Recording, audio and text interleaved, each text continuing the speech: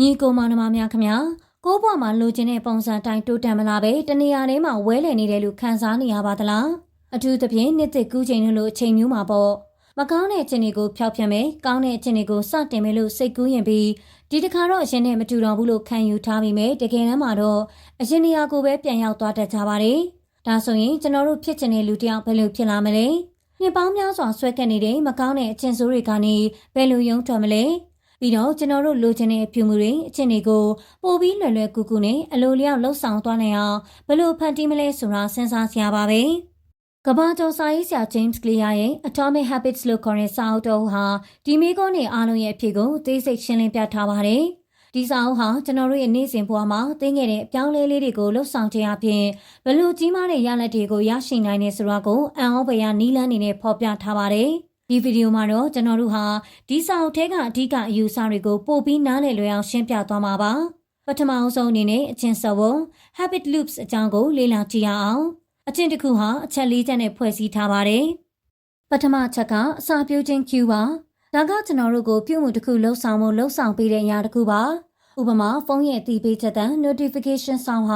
ာလူမှုကွန်ရက်ကိုကြည့်ဖို့အစာပြုပေးနိုင်ပါတယ်ဒုတိယချက်ကတောင်းတခြင်း craving ဖြစ်ပါတယ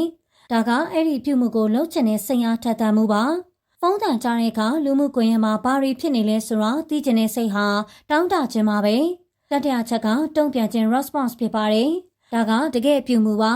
ဖုန်းကိုဖွင့်ပြီးလူမှုကွန်ရက်ကိုကြည့်ခြင်းဟာတုံ့ပြန်ခြင်းပါပဲစတုတ္ထချက်ကဆူလန် reward ဖြစ်ပါတယ်ဒါကပြုမှုကိုလှုပ်ဆောင်ပြီးတဲ့နောက်မှာရရှိတဲ့ကျေနပ်မှုဒါမှမဟုတ်ကျိုးမြတ်ပါလူမှုကွန်ရက်မှာစိတ်ဝင်စားစရာကောင်းတဲ့အကြောင်းအရာတွေကိုတွေ့တဲ့အခါရရှိတဲ့ခဏတာပျော်ရွှင်မှုဟာဆူလက်ပါပဲဒီစဝန်းကိုနားလည်ခြင်းအပြင်ကျွန်တော်တို့ရဲ့အခြေအနေကိုဘယ်လိုပြောင်းလဲမလဲဆိုတာကိုစဉ်းစားနိုင်ပါတယ်နောက်ထပ်စိတ်ဝင်စားစရာကောင်းတဲ့ user တစ်ခုက dopamine တိုးပွားမှု dopamine spikes ပါပဲ dopamine ဆိုတာကျွန်တော်တို့ရဲ့အုံနောက်ထဲမှာရှိတဲ့ဓာတုပစ္စည်းတစ်မျိုးဖြစ်ပြီးပျော်ရွှင်မှုနဲ့လှုံ့ဆော်မှုကိုဖြစ်စေပါတယ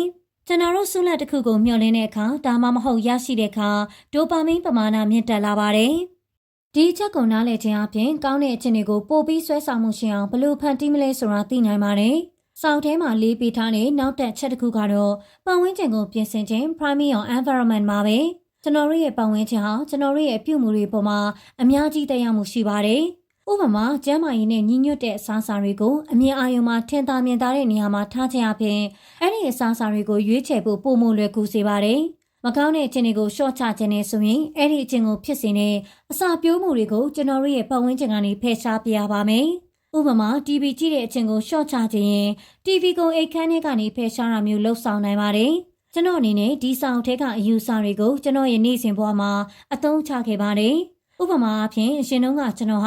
လူမှုကွန်ရက်ကိုအချိန်များကြီးသုံးစွဲလေးရှိပါတယ်။ဒါကိုရှော့ချဖို့အတွက်ကျွန်တော်ဟာဖုန်းကိုတက်နိုင်သလောက်ညှိငွေစရာကောင်းအောင်လုပ်ခဲ့ပါတယ်။မလိုအပ်တဲ့ application တွေကိုဖျက်ပစ်လိုက်ပြီးလူမှုကွန်ရက်ရဲ့ဆွဲဆောင်မှုမရှိတဲ့အပိုင်းကိုကိုအမြဲတတိပေးနေခဲ့ပါတယ်။ဒါဟာအများသူငါရဲ့ပြင်းရတဲ့ရွေးချယ်မှုပါပဲ။တကယ်တန်မှုရှိတာကတခုခုကိုဖန်တီးထုတ်လုပ်ခြင်းပဲလို့ကိုပြောပါတယ်။အလုံးလုံးနေချိန်မှာဖုန်းကိုတခြားအခန်းမှာထားခဲ့ခြင်းအပြင်အာယုံပြန့်လွင့်မှုကိုလည်းချော့ချခဲ့ပါတယ်။မကောင်းတဲ့အခြင်းတွေကိုပို့ပြီးစိတ်ပျက်စရာကောင်းလုပ်ဖို့အတွက်ကျွန်တော်မှာတာဝန်ခံမိတ်ဆွေတယောက်လည်းထားရှိပါတယ်။ကျွန်တော်ရဲ့လုပ်ဖို့ကိုင်ဘက်ကိုကျွန်တော်ရဲ့အဲ့ဒီအခြင်းကိုစောင့်ကြည့်ဖို့တာဝန်ပေးထားပါတယ်။အကယ်၍သူကကျွန်တော်ကိုအလုပ်ချိန်တွင်လူမှုကွန်ရက်သုံးနေတာတွေ့ရင်ကျွန်တော်သူ့ကိုဒဏ်ငွေပေးရပါတယ်။ဒီလိုမျိုးပြင်းထန်တဲ့အပြစ်ပေးမှုကကျွန်တော်ကိုအဲ့ဒီအခြင်းကိုရှောင်ရှားဖို့အများကြီးကူညီပေးပါတယ်။ဒါတွေကတော့ Atomic Habits စာအုပ်ထဲကအဓိကအယူဆချုပ်ကိုကျွန်တော်ဘယ်လိုအသုံးပြုနေနေဆိုတာကိုမျှဝေပေးခဲ့တာပ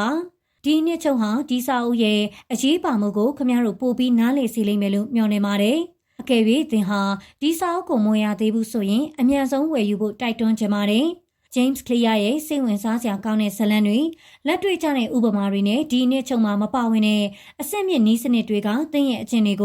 ုပိုမိုခိုင်မာစေဖို့အထောက်အကူပြုမှာသိကြပါတယ်ဒီစာအုပ်ဟာလူတိုင်းရဲ့စာအုပ်စင်မှာရှိထားတဲ့အဖို့တန်စာအုပ်တစ်အုပ်ဖြစ်ပါတယ်။ဒီဗီဒီယိုကိုဆုံးထိကြည့်ရှုပေးတဲ့အတွက်အားလုံးကိုကျေးဇူးတင်ပါတယ်။နောက်ထပ်စိတ်ဝင်စားစရာကောင်းတဲ့ဗီဒီယိုတွေနဲ့ပြန်လည်ဆုံတွေ့ကြတာပေါ့။ကျွန်တော်ရဲ့တိုးတက်ရေး channel ကို subscribe လုပ်ဖို့နဲ့ဒီဗီဒီယိုကို like လုပ်ဖို့မမေ့ပါနဲ့ခင်ဗျာ။